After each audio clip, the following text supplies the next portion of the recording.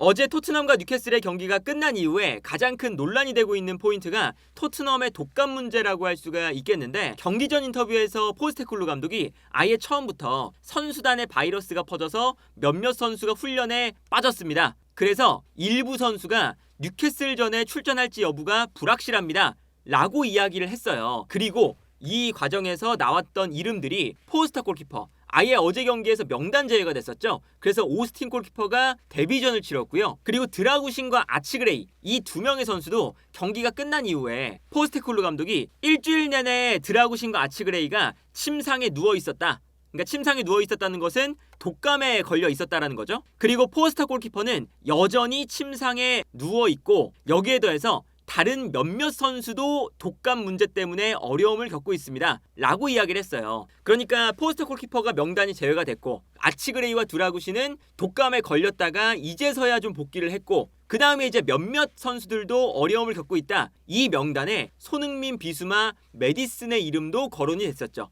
그래서 이 세 명의 선수가 팀의 주축 선수들이다 보니까 뉴캐슬전에 벤치 명단에서부터 출발을 한다라는 것 자체가 이 세 명의 선수도 독감 문제가 있었구나 라는 추측을 하기 충분했었거든요. 그런데 경기가 끝난 인터뷰에서 손흥민 선수가 팀 내부에 독감이 돌았다고 하는데 손흥민은 괜찮냐? 라는 질문에 나는 괜찮았다, 일주일 동안 아무런 문제 없이 훈련을 정상적으로 수행을 했다 라고 답변을 했습니다. 그리고 심지어 콜루 감독이 경기가 끝난 이후에 메디슨, 손흥민, 비수마를 왜 뺐느냐 라는 질문에 어떤 이야기를 했냐면, 나는 경기 초반에 에너지와 힘이 필요할 것이라고 생각을 했습니다. 그리고 경기가 진행이 되면 손흥민, 메디슨, 비수마의 경험을 우리가 경기 후반부에 활용할 수 있을 것이라고 생각을 했고, 이게 나의 경기 플랜이었습니다. 그리고 이런 경기 플랜이 잘 통했습니다 라고 이야기를 했어요. 그러니까 어제 경기에 이 손흥민의 인터뷰와 그리고 포스테코글루 감독의 인터뷰를 보면 손흥민, 메디슨, 비수마는 독감 문제 때문에 특별하게 몸 상태에 엄청 문제가 있었던 선수들이 아니고, 그렇다면 포스테코글루 감독의 전술적인 선택 때문에 이 선수들이 벤치에서 출발했다는 거거든요. 그런데 이게 정말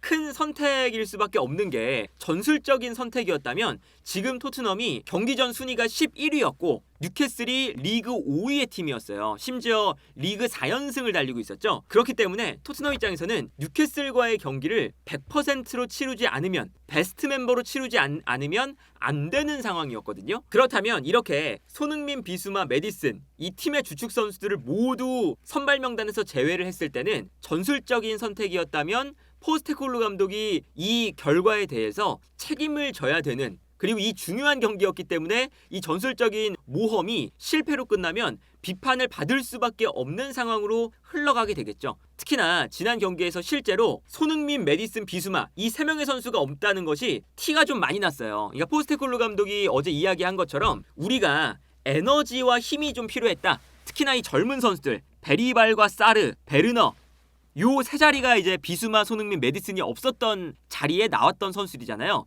요 세 자리에 에너지를 투입을 했는데 이 에너지가 뉴캐슬에게 그렇게 잘 먹혀 들어가지 않았죠. 특히나 비수마와 메디슨, 이 미드필더 라인부터 살펴보면 이 미드필더 라인에 조금 더 기동력이 좋은 사르와 베리바를 투입을 했다는 거예요. 그리고 이 기동력이 좋은 미드필더 라인을 구성을 했다는 건 기본적으로 미드필더 라인에서 앞쪽에 강한 압박을 걸겠다라는 거였습니다. 그러니까 어제의 경기를 보면 압박을 할 때 사르와 베리발이 전방으로 막 달려가서 앞쪽에서부터 압박을 해요. 그리고 공격할 때도 사르와 베리발이 강하게 달려들면서 앞쪽에서 공격 숫자를 늘려주려고 했었죠.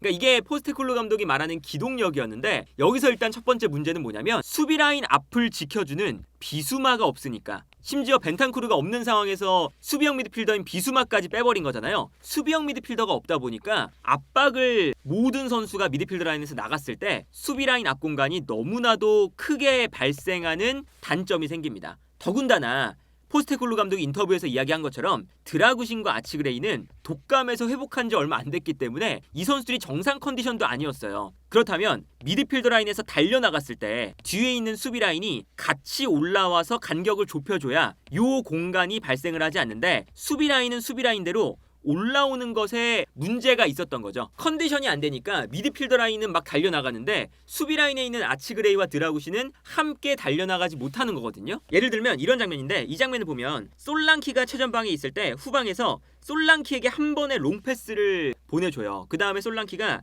여기서 볼을 떨어뜨려 줬는데, 이 떨어뜨려주는 볼을 향해서 쿨루세프스키, 사르, 그리고 뒤쪽에서는 베리발까지 달려들고 있습니다. 과감하게 달려들면서 이 앞쪽 공간에서 볼을 가져오기 위해 무게중심 자체가 앞으로 쏠리고 있는 거죠. 그리고 여기서 볼을 가져오는데 성공을 하는 장면이에요. 그래서 볼을 가져오는데 성공을 하면 곧바로 찬스로 연결이 되기 때문에 이런 것들을 노리고 포스테코글루 감독이 사르, 쿨루셉스키, 비수마, 이런 이 세 명의 피지컬 좋고 많이 뛸 수 있는 저돌적인 미드필더 라인을 구성을 한 거죠.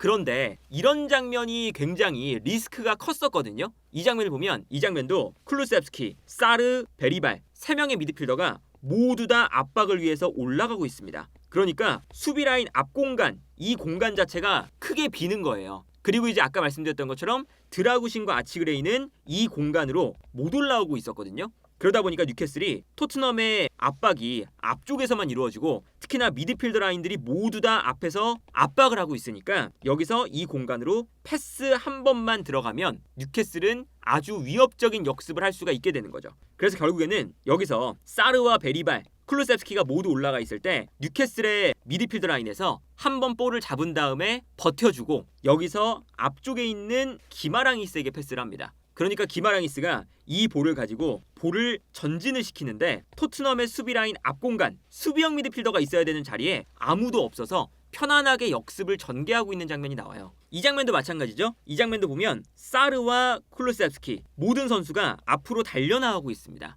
그리고 뒤쪽에서 있는 베리발도 이제 달려나오고 있었거든요. 그러다 보니까 여기서 뉴캐슬이 볼을 가지고 있다가 달려나오는 사르의 뒷공간으로 패스를 보내주는 순간, 앞으로 패스가 한 번만 나가는 순간 이 뒷공간에 편안하게 뉴캐슬이 볼을 전진시킬 수 있는 상황이 되는 거죠. 그리고 베리발이 혼자 뒷공간에 남아 있었어요. 그리고 이 공간으로 뉴캐슬이 공격을 전개하면 베리발이 수비형 미드필더가 또 아니기 때문에 이 커버에 들어가는 속도 자체가 또 좋지도 않고 위치 선정도 좀 안 좋았거든요. 그러다 보니까 이 넓은 공간에서 베리발이 수비형 미드필더도 아닌데 상대의 역습을 쫓아가고 있는 장면이 나옵니다. 잘 쫓아가지도 못했고요. 이 장면도 마찬가지예요. 이 장면도 솔랑키가 최전방에 있을 때 오스틴 골키퍼가 솔랑키에게 한 번에 패스를 보내주고 있거든요. 근데 여기서 베리발과 사르 두 명의 미드필더가 달려나가기 시작을 합니다. 근데 여기서 솔랑키가 볼을 뺏겼어요. 뺏기니까 사르와 베리발이 달려나간 것에 비해 아치그레이와 드라구시는 이 앞공간을 메워주질 못했거든요.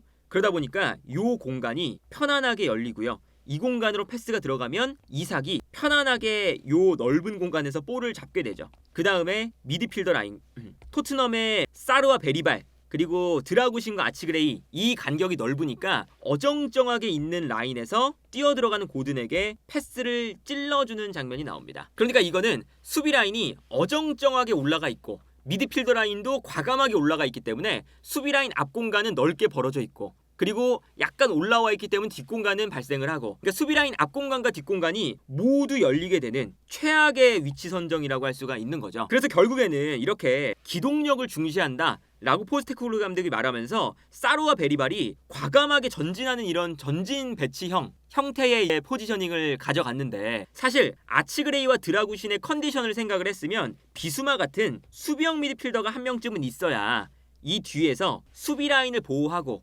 특히나 포로나 스펜스도 올라가잖아요. 그러면 이 선수가 좌우 측면도 커버를 해주고 수비 라인 앞공간도 커버를 해주는 수비적인 미드필더 한 명 정도는 있어야 되는 게 아니었을까 하는 의구심이 남는 거죠. 포스테코글루 감독은 어제 우리의 플랜이 잘 먹혀 들어갔다 라고 표현을 했지만, 뉴캐슬이 너무나도 쉽게 역습을 통해서 찬스를 만드는 횟수 자체가 많았었거든요. 그래서 실제로 어제 경기에서 비수마가 들어온 순간부터 뉴캐슬이 역습을 제대로 가져가지 못하기 시작을 했죠. 오히려 손흥민, 메디슨, 비수마가 들어온 다음에 토트넘이 라인을 더 높였어요. 본인들이 지고 있으니까. 그럼에도 불구하고 뉴캐슬이 역습으로 나올 때 비수마가 끊어주는 역할을 하면서 오히려 사르와 베리발이 있을 때보다 비수마 한 명의 선수가 있을 때 역습을 덜 허용하면서 토트넘이 공격권을 가져갔었는데, 그러니까 이게 결국에 포스테코글루 감독이 그냥 과감하게 앞쪽으로 달려드는 것이 경기의 주도권을 잡는 답이 아니다 라는 것을 사실 어제 경기에서 보여준 거죠.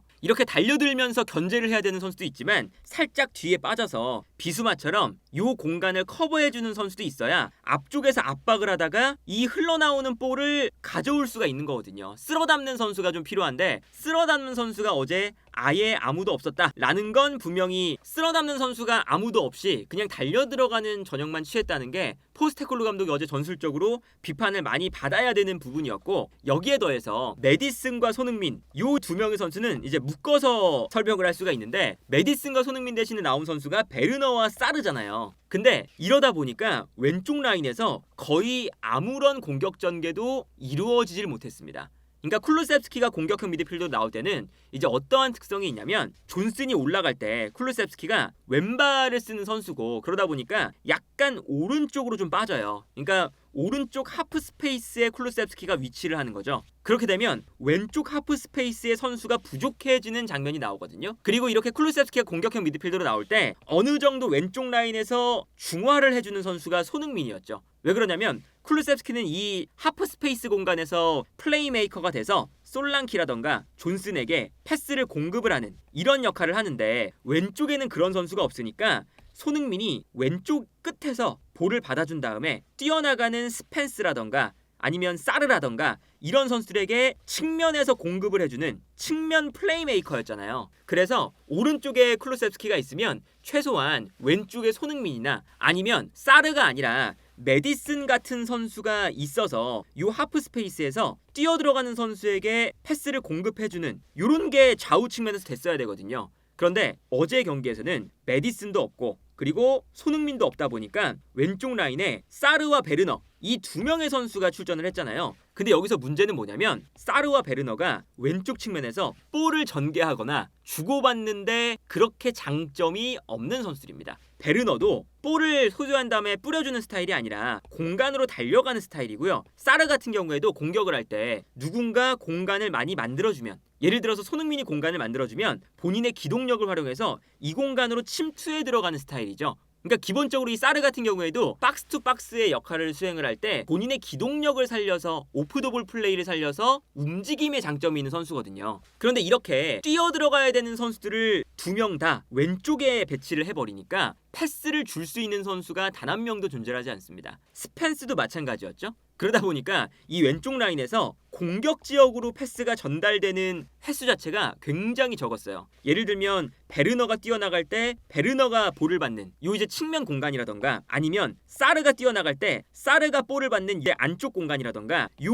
앞쪽에 있는 페널티 박스 근처 요 부분에서의 볼 터치가 거의 적었거든요. 그래서 예를 들면 이게 손흥민과 메디슨이 들어오기 전에 토트넘의 볼 터치입니다. 오른쪽 라인에 쿨루셉스키가 패스를 뿌려주고 존슨이 달려나가면서 볼을 받는 앞쪽 공간에 볼 터치 횟수가 유달리 많아요. 그런데 왼쪽에서는 베르너가 뛰어들어가는 측면 공간, 그리고 사르가 뛰어들어가야 되는 이 하프 스페이스 공간, 이 공간에 패스가 들어오지 않으니까 볼 터치 횟수 자체가 굉장히 적습니다. 반대편에 비해서 확실히 적다는 것을 알 수가 있죠. 그리고 패스가 앞쪽으로 전개가 안 되니까 이 아래쪽 라인에서 베르너라던가 사르가 볼을 잡은 다음에 줄 곳이 없으니까 계속 뒤로 백패스만 한 거예요. 앞쪽으로 패스가 연결되지 않았다는 게 이 터치맵에서 확실하게 보이는 거죠. 그런데 손흥민과 메디슨이 들어온 62분부터의 볼 터치맵을 보면 확연하게 이 앞쪽 공간에 손흥민이 달려나갈 때 메디슨이 패스를 보내주고, 메디슨이 안쪽으로 침투할 때 손흥민이 패스를 보내주니까 이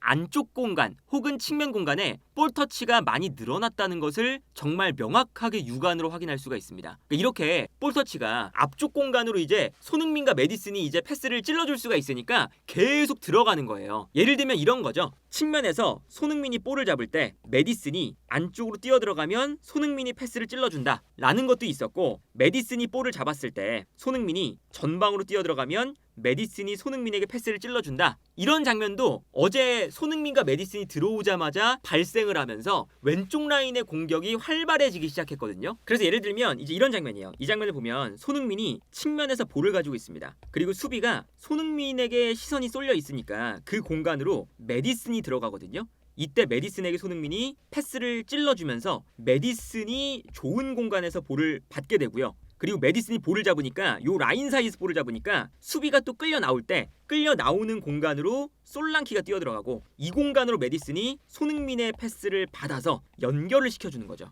그러면 솔랑키가 이 넓은 공간에서 수비를 한 명씩 끌어내면서 좋은 공간에서 볼을 받게 되는 이런 장면이 연출이 되기도 하고요. 다른 장면을 보면 이번엔 메디슨이 아니지만 손흥민이 측면에서 볼을 잡았을 때 쿨루세프스키가 안쪽으로 뛰어들어가거든요. 근데 여기서 레길론이 뛰어가면서 수비 한 명을 레길론이 끌어당겼어요. 그러니까 이 모습을 보고 손흥민이 쿨루세프스키에게 패스 선택지를 잘 넣어줍니다. 그래서 쿨루세프스키가 요 안쪽 공간에서 손흥민의 좋은 패스를 받아서 페널티 박스 안에서 볼 터치가 이루어지는 걸 볼 수가 있죠. 반대로 손흥민이 뛰어갈 때는 이 측면 공간으로 뛰어갈 때 메디슨이 손흥민의 움직임을 보고 요 공간으로 절묘하게 패스를 찔러줘요. 이 장면도 이제 손흥민 선수가 약간 내려왔다가 수비가 살짝 앞으로 끌려 나오니까 방향을 갑자기 바꿔서 이 공간으로 뛰어나가는 거였거든요. 이 움직임을 메디슨이 패스를 통해서 맞춰줄 수가 있죠. 그래서 뛰어들어가는 손흥민에게 메디슨의 패스가 들어가면서 뉴캐슬의 측면 공간을 손흥민이 무너뜨리고 있는 장면을 볼 수가 있습니다.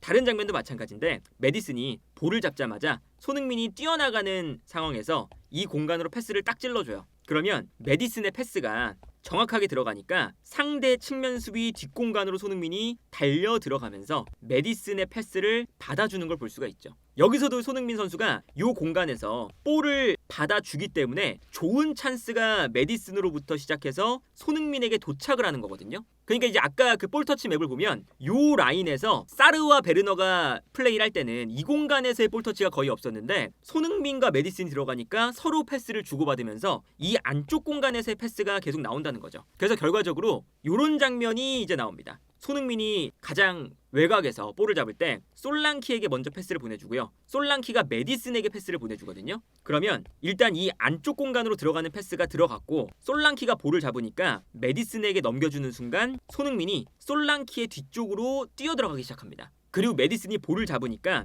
뛰어들어가는 손흥민에게 메디슨이 패스를 찔러주면서 뉴캐슬의 뒷공간을 무너뜨리고 있죠. 이 3자 패스를 통해서. 그래서 결국에는 손흥민이 달려가면서 요 공간을 무너뜨리고 있는 장면. 요 공간에서의 패스 공급이 안 되니까 사르와 베르너가 나왔을 때 굉장히 왼쪽 라인이 답답했거든요. 그러니까 이런 모습들을 보면 비수마를 뺀 거, 그러면서 이제 수비 라인 앞 공간을 보호를 하지 못한 거, 그리고 여기에 더해서 메디슨과 손흥민을 빼면서 왼쪽 라인의 공격을 원활하지 못하게 만든 거, 이런 것들이 사실 오늘 포스테코글루 감독의 선택에 의한 좋지 않은 결과물들이었거든요. 그리고 포스테코글루 감독이 경기가 끝난 이후에 계속 본인의 선택이 옳았다는 이제 인터뷰를 해야 되다 보니까 우리가 경기가 잘 작동을 했다. 나의 선택이 틀리지 않았다. 손흥민, 비수마, 메디슨을 뺀 것이 틀린 선택이 아니었다. 이런 얘기를 하면서 우리의 경기력이 좋았지만 우리가 보통 경기를 잘하면 결과물도 좋아야 하는데 우리가 결과물이 좋지 못했다. 우리 선수들이 정말 뛰어났었고